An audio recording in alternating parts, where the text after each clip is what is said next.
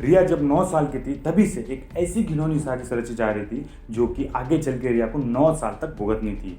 और ये साजिश और कोई नहीं, रिया का जो पड़ोसी होता है वही इस साजिश को अंजाम दे रहा था, वो भी बहुत ही ज़्यादा घिनौनी। और एक दिन रिया अपनी माँ के पास जाकर सब कुछ बता देती है, कैसे कि जो बाजू वाले अंकल है वो उसके पास आकर उसे कुछ खाने के लिए देते हैं। एंड वो खाने के बाद रिया के एक बॉडी में अलग ही उत्तेजना आती है, ऐसा लगता है किसी के पास जाके बैठे, उनसे बात करे या फिर उनके साथ कुछ गलत करे, ऐसा करने का दिल करता है। जब रिया की माँ ये सुनने के बाद रिया को जो आंसर करती है, उसके बाद रिया जो है एकदम शॉक हो जाती है। एंड ये केस जब कोर्ट में जाता है, जज साहब जब इस केस की डिटेल पढ़ते हैं वो भी शॉक हो जाते हैं कि आखिरकार इस दुनिया में ऐसे कैसे दरिंदे रहते हैं जो कि इस चीज़ के लिए, यानी कि अपनी शारीरिक भूख मिटाने के लिए किस हद तक जा सकते हैं।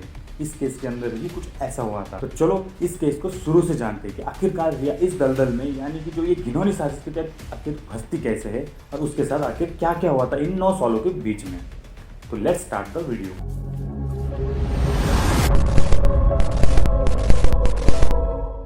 ये बात है मार्च 2020 की। रिया अपने मम्मी पापा के साथ मुंबई जैसे शहर में रहती थी। एंड जो रिया की मम्मी है वो बेसिकली हाउसवाइफ थी और रिया के पापा मुंबई में जॉब नहीं करते थे, उनकी जो जॉब थी वो दुबई में थी। तो बस इसी कारण की वजह से रिया के पापा जो है कभी कभार मंथ में जो है घर आया करते थे। ज़्यादातर टाइम जो है उनका जॉब के कारण जो है दुबई में ही स्पेंड होता था। और रिया मात्र 8 साल की थी और वो चौथी क्लास में पढ़ती थी। कुछ ऐसे इनकी ज़िंदगी चल रही थी। लेकिन एक दिन क्या होता है, जब रिया की मम्मी घर पर नहीं होती है तब रिया स्कूल से आती है। एंड स्कूल से आने के बाद जो रिया का पड़ोसी है वो, जब उसकी मम्मी घर पर नहीं थी तो तब वो घर पर आता है। घर पर आने के बाद रिया को एक चॉकलेट दे देता है खाने के लिए। एंड रिया भी जो है वो चॉकलेट ले लेती है। रिया जो है उसे अंकल बुलाती थी। तो जो अंकल था वो रिया के पास आकर उसे टच करने लगता है यहाँ वहाँ। तो रिया इसका विरोध करती है। विरोध यार, आप समझो एक 8 साल की बच्ची है, उसे इस बारे में कुछ पता होगा, गुड टच बैड टच नहीं ना, उसकी एज कितनी ज़्यादा कम है। और ये जो अंकल था, रिया उसे अंकल बुलाती थी, तो वो उसे यहाँ वहाँ टच करने लगता है। हालांकि रिया इसका विरोध कर रही थी कि अंकल तुम ये क्या कर रहे हो, ये मत करो, अच्छा नहीं है, ऐसा कुछ रिया जो है वहाँ पे बोल रही थी। लेकिन वो जो अंकल था उसकी एक भी नहीं सुनता और उसके साथ जो है वो घर की हरकत कर लेता है, उसका है। इतना करने के बाद भी वो जो अंकल था वो यहाँ पे नहीं रुकता है। रिया को वो धमकी देता है, अगर तूने अपनी मम्मी को बताया कुछ भी तो मैं तुझे और तेरी मम्मी को जो है जान से मार दूंगा। अब इतना कुछ तो रिया के साथ हो चुका था। एंड ये धमकी मिलने के बाद रिया जो है पूरी तरीके से डर जाती है। आप सोचो यार, रिया एक छोटी बच्ची 8 साल की, चौथी क्लास में पढ़ती है, तो वो कितना ज़्यादा डर चुकी होगी। इस बारे में तो उसे कुछ पता भी नहीं है। बेसिकली जो छोटे बच्चे होते हैं उन्हें अगर आप गुस्से से ज़रा क्या डांट लो वो डर जाते हैं, रोने लगते हैं। और रिया तो वहाँ पे कितनी ज़्यादा छोटी थी और उसके साथ वो जो अंकल था इतनी ज़्यादा घटिया हरकत कर रही थी और उसे धमकी भी दे रहा था। इसके बाद जो है रिया बहुत ही ज़्यादा डर जाती है।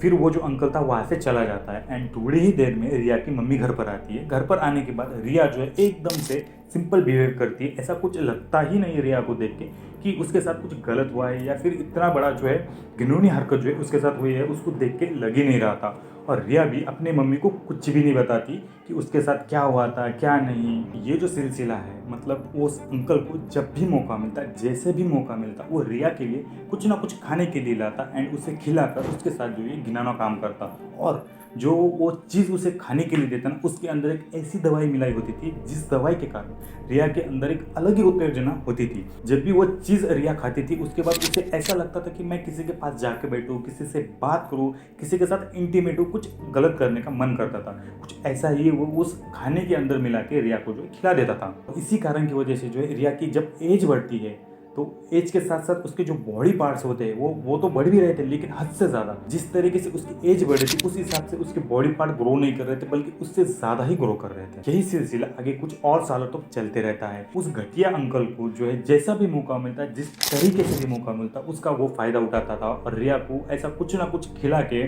वो उसके साथ करता था। और ऐसा भी नहीं, इस हद तक करता था जैसे कि लाइक वीडियोस में किस तरीके से ब्रूटली जाता है, बिल्कुल उसी तरीके से वो, चाहे ओरल हो या फिर मैं आपको बता भी नहीं सकता यार कि वो जो आदमी था वो रिया के साथ किस किस प्रकार से करता था। मतलब मुझे तो यार घिन आ रही है यार। एक 8 साल की बच्ची, उसे एक दवाई खिला के एडिक्टेड बनाया जाता है और उसके बाद जो है उसके साथ इतनी ज़्यादा घिनौनी हरकत करी जाती है जो कि वो कभी सोच भी नहीं सकती थी। बट एक दिन क्या होता है, रिया अपनी मम्मी के पास जाके ये कुछ सालों से उसके साथ जो कुछ हो रहा था वो अपनी मम्मी को साफ साफ सब कुछ बता देती है कि जब तुम घर पर नहीं होती हो वो बाजू वाले अंकल आकर मुझे कुछ ना कुछ खाने के लिए देते हैं। उसके बाद जो है मेरा मन करता है कि मैं उस अंकल के पास जाके बैठूं, उनके साथ कुछ गलत करूं, कुछ बातें करूं। लाइक आप समझ रहे हो, जब वो खाती थी उसका मन उत्तेजन होता था।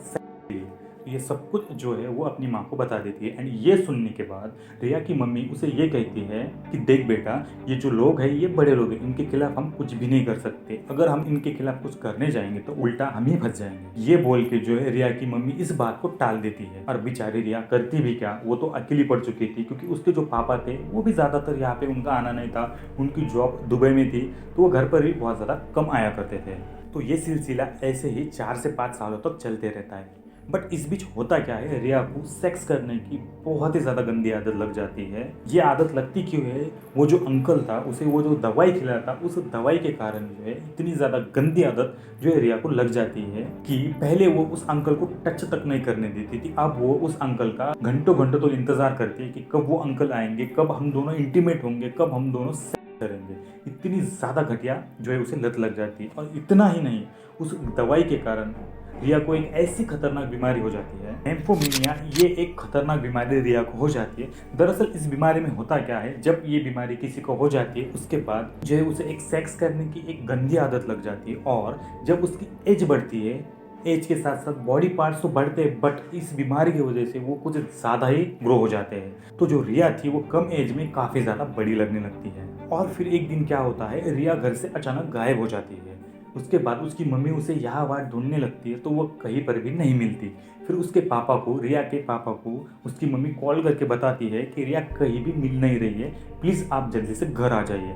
एंड घर आने के बाद दोनों के दोनों जो है रिया को ढूंढने लगते हैं, तब भी रिया कहीं पर भी नहीं मिलती है। उसके बाद दोनों मिलके जाते हैं पुलिस स्टेशन में। पुलिस स्टेशन में जाने के बाद उन्हें जो है ये सब कुछ बोल देते हैं कि हमारी लड़की 14 से 15 साल की है और वो सवेरे से नहीं मिल रही है। इसके बाद पुलिस वाले भी तुरंत से हरकत में आते हैं। एंड सबसे पहले जो है रिया का जो रूम होता है उसकी तलाशी ली जाती है। उस रूम के अंदर रिया की एक डायरी मिलती है और जब उस डायरी को पुलिस वाले पढ़ते हैं तो तब उसकी मम्मी, उसके पापा और पुलिस वाले सब के सब शॉक हो जाते हैं, हक्का बक्का रह जाते हैं। क्योंकि अब तक जो भी रिया के साथ हो रहा था उस डायरी के अंदर पूरा रिया ने लिख के रखा था कि उसके साथ क्या क्या हुआ, कैसे कैसे हुआ और कब से हुआ, ये सब कुछ उस डायरी के अंदर लिखा हुआ था। और इसी आधार पर उस अंकल को और उसकी पत्नी को जो है पकड़ लिया जाता है पुलिस द्वारा। लेकिन यहाँ पर अब भी रिया का कुछ अता पता नहीं था और पुलिस वाले रिया को भी ढूंढ लेते। और रिया को जब पूछा जाता है कि तुम कहाँ गई थी, जब रिया ये सब खुलासा करती तो तब सबके सब शॉक हो जाते हैं। क्योंकि रिया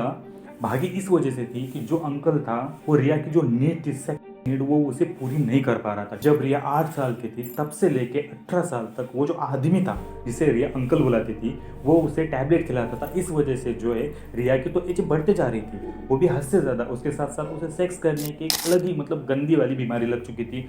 इसी के साथ जो अंकल था उसकी भी एज बढ़ते जा रही थी। तो वो अंकल होता है वो रिया की नीड जो होती है सेक्स करने की वो उसे पूरी नहीं कर पा रहा था। तो इसी वजह से रिया अपना बॉयफ्रेंड बना के उसके साथ भाग जाती है। ऐसा ही कुछ रिया पुलिस वालों को बताती है। एंड जब पुलिस वाले ये सब कुछ सुनते हैं कि रिया के साथ अब तक क्या हुआ था क्या नहीं, और उसके मम्मी पापा भी वही मौजूद होते हैं और वो भी ये सब कुछ सुन लेते हैं, सबके सब हैरान हो जाते हैं कि किस तरीके से, मतलब कैसे कैसे लोग इस दुनिया में पनप रहे हैं कि अपनी भूख मिटाने के लिए किसी भी हद तक जा सकते हैं। और जब पुलिस वाले उसकी मम्मी को पूछताछ करते हैं कि आपको इसके बारे में कुछ भी नहीं पता, तो उसकी मम्मी बोलती है मुझे पता था लेकिन उस आदमी के डर की वजह से मैं चुप बैठी थी और मुझे ये भी नहीं पता था कि इतने सालों से ये सब कुछ होते आ रहा है। और इसके बाद उस अंकल को कोर्ट ले जाया जाता है और जब ये केस कोर्ट के अंदर पेश होता है और वो जो वकील साहब होते हैं इस केस की डिटेल पढ़ते, वो तक हक्का बक्का हो जाते हैं कि इस दुनिया में किस तरीके की दरिंदगी कर देते हैं। वो भी एकदम शॉक हो जाते हैं। और इतना होने के बाद भी वो जो अंकल था वो कोर्ट में अपील करता है कि उसे बेल मिल जाए।